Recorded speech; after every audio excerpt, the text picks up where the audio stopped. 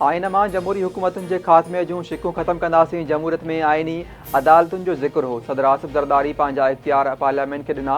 मिसाक जमहूरियत सबबि अरिड़हीं तरमीम अमल में आई। 12 साल आसिफ ज़रदारी जेल में रहियो बिना कंहिं ॾोह जे। उनखे बि इंसाफ़ न मिलियो। साकिब निसार ऐं उमर बंदियाल बानी PTI खे रिलीफ ॾिनो। अदालतूं ख़्वाहिशुनि पसंदि या नापसंदि ते फ़ैसिला नाहिनि कंदियूं। इफ़्तिख़ार चौधरी साकिब निसार खां हिसाब वरितो वञे त कीअं उन्हनि ज़ाती मुफ़ादनि ते फ़ैसिला ॾिना। सीनियर सूबाई वज़ीर शर्जील इनाम जी कराची में प्रेस कॉन्फ्रेंस चयाईं बानी PTI खे इसराइल तरफ़ां सपोर्ट मिलियल आहे। इसराइल बानी PTI खे रिलीफ ॾियणु चाहे थो। इसराइल PTI खे फंडिंग करे रहियो आहे, जेको सवालिया निशान आहे। कुझु मख़सूस जजिस तरफ़ां कानून खे तबाह करण जी कोशिशि कई वई। इहा शुरूआत इफ़्तिख़ार चौधरी कई ऐं यूसुफ रज़ा गीलानी खे नाअहल कयो।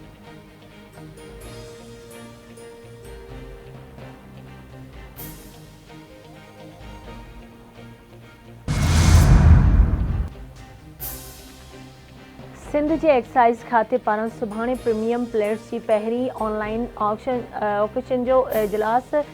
ऑक्शन मां जेके पैसा गॾु थींदा उहे ॿोॾि मुतासिरनि जी बहाली ते ख़र्च थींदा। सीनियर सूबाई वज़ीर शर्जील इनाम मेमण प्रेस कॉन्फ्रेंस कंदे ऐलान कंदे चयो त उन खां पहिरियां बि जेका ऑक्शन थी उन में 65 करोड़ गॾु थिया हुआ।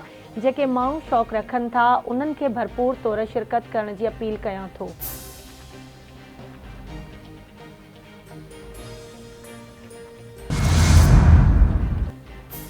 अली ज़फ़र अवां असांखे बेइज़त करियो, इहो हरगिज़ बर्दाश्त न कंदासीं। सुप्रीम कोर्ट जे चीफ जस्टिस जा आर्टिकल 63A तशरीह नज़रसानी केस जी ॿुधणी दौरान रिमार्क्स रजिस्ट्रार 63A जी तफ़सीली फ़ैसिले बाबति रिपोर्ट अदालत में पेश करे छॾी।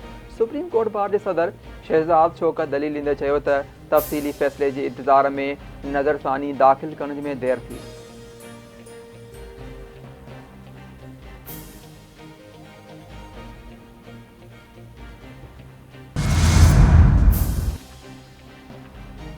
सेप्टेम्बर महीने में मुल्की वापारी खसारे में 2 सैकड़ो वाधि थी वई। शुमारियात खाते मूजिब खसारो 1.78 अरब डॉलर रिकॉर्ड कयो वियो। मुल्की दरामद ऐं बरामदात में 2.2 सैकड़ो वाधि थी। पहिरें 3 महीननि में वापारी खसारो 4 सैकड़ो इज़ाफ़े सां 5.4 अरब डॉलर रहियो।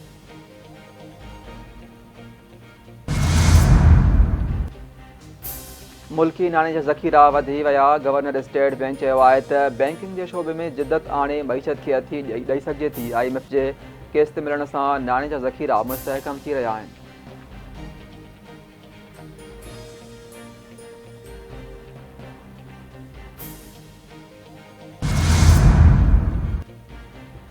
सिंध सरकार मुख़्तलिफ़ मागन ऐं इमारतुनि खे सक़ाफ़ती विरसो करार ॾियण जी मंज़ूरी ॾेई छॾी। सिंध जे चीफ सेक्रेटरी जी सदारत हेठि थियल सक़ाफ़त खाते जी एडवाइज़री कमेटी जे इजलास में मंज़ूरी ॾिनी वई।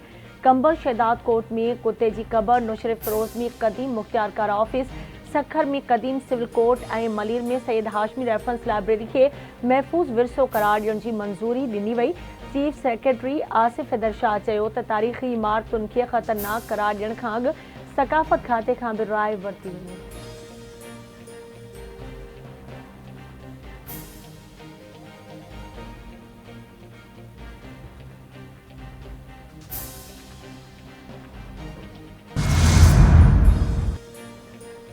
सिंध में पोलियो वायरस जा वधीक 2 केसिस रिपोर्ट अंग वधी 26 थी वियो। सिहत खाते मूजिबि कराची ओभर ऐं सिजावल ज़िलनि में पोलियो केसिस जी तस्दीक थी आहे।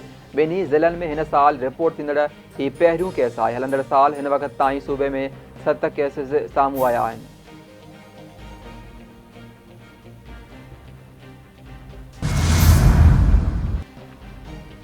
पंजाब हुकूमत 6 ज़िलनि में कलम 144 लागू करे छॾियो। PTI जे एहतिजाज खे नज़र में रखंदे फैसलाबाद, बहावलपुर, टोबा टेक सिंह, मियांवाली, चिन्योट ऐं झंग में हर क़िस्म जी सियासी गॾिजाणियुनि धरणनि ते पाबंदी लॻाई वई। मियांवाली में मोबाइल फ़ोन ऐं इंटरनेट सर्विस बंदि।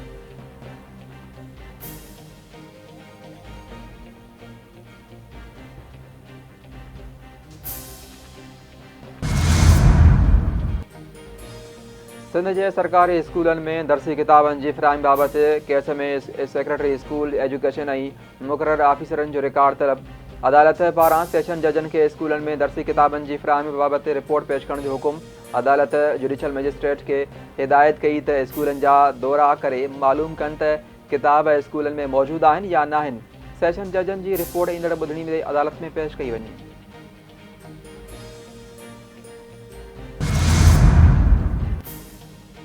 ईरान जो इसराइल ते मिसाइलनि सां हमलो। इसराइली दिफ़ाई निज़ाम मिसाइलनि जी बरसात खे रोकण में नाकाम। तलबीब ऐं वालारियल बैतुल मक़दस धमाकनि सां गूंजी उथिया। ईरानी मिसाइल हमलनि खां पोइ इसराइल में सायरन वॼी विया। इसराइली पंहिंजे शहरनि खे बंकरनि में वञण जी हिदायत करे छॾी। फ्लाइट ऑपरेशन बि मुअतल कयो वियो। ईरान तरफ़ां इसराइल ते 400 मिसाइल फायर कया विया। इसराइली फ़ौजी ठिकाणनि खे निशानो बणायो वियो। इसराइल ते हमला इस्माइल हानिया ऐं हसन नसरुल्लाह जी शहादत जो पलांद आहिनि। इसराइल हमलो कयो त तबाही मचाईंदड़ हमला कंदासीं। पासदाराने इनक़िलाब जो बयान। ईरानी सदर मूजिब इसराइल ते हमलो फ़ैसिलाइतो रद्द अमल ऐं इसराइली जारियत जो जवाब हो। इसराइल जी ईरान खे नतीजा भोगण जी धमकी।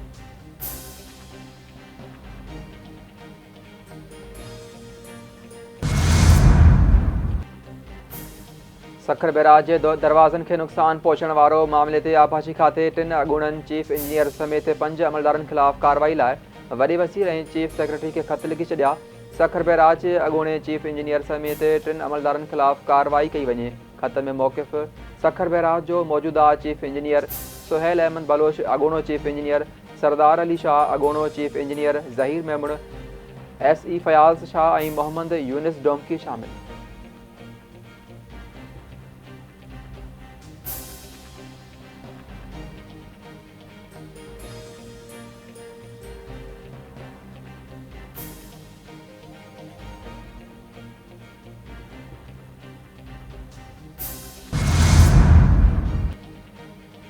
दुबई, मलेशिया ऐं बैंकॉक ॾांहुं सफ़र कंदड़ पाकिस्तानी मुसाफ़िरनि वटि वापसी जी टिकट हुजणु लाज़मी करार। मुसाफ़िरनि वटि साॻी एयरलाइन जी वापसी जी टिकट हुजणु लाज़मी करार। FIA सिविल एविएशन अथॉरिटी समूरियुनि परॾेही मक़ामी एयरलाइंस खे ख़त लिखी छॾिया। FIA मूजिब केतिरा ई मुसाफ़िर मलेशिया ऐं थाईलैंड मुख़्तलिफ़ टिकट नंबर सां गॾु सफ़र कनि था। एजेंट्स टिकट जे बहाने सां शहरियुनि खां ॿीणी रक़म वसूल कनि था। मक़ामी एजेंट्स रिटर्न टिकट्स वापसि नथा कनि, जंहिंसां मुसाफ़िरनि खे परेशानी थिए थी।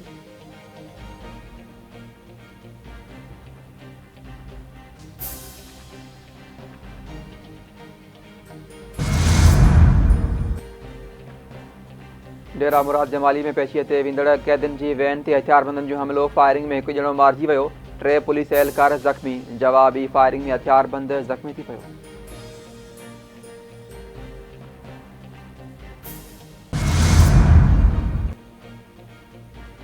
ऐं बलोचिस्तान पुलिस पारां सब्ज़ी मंडी जे वापारी मोहम्मद वारिस सीलरो खे गिरफ़्तार करण ख़िलाफ़ सीलरा बिरादरी जे सवे माण्हुनि जो थाणे जे अॻियां रुकावटूं विझी धरणो। बलोचिस्तान पुलिस जो चवणु आहे त कोयटा जे थाणे शालकोट में पैसनि जी ॾेती लेती तां कूड़े चेक ॾियण जी FIR दाख़िल आहे। गिरफ़्तार जवाबदार जो चवणु आहे त वापारियुनि जे पैसा रहिजी विया, जंहिं तां वापारियुनि केस दाख़िल करायो आहे।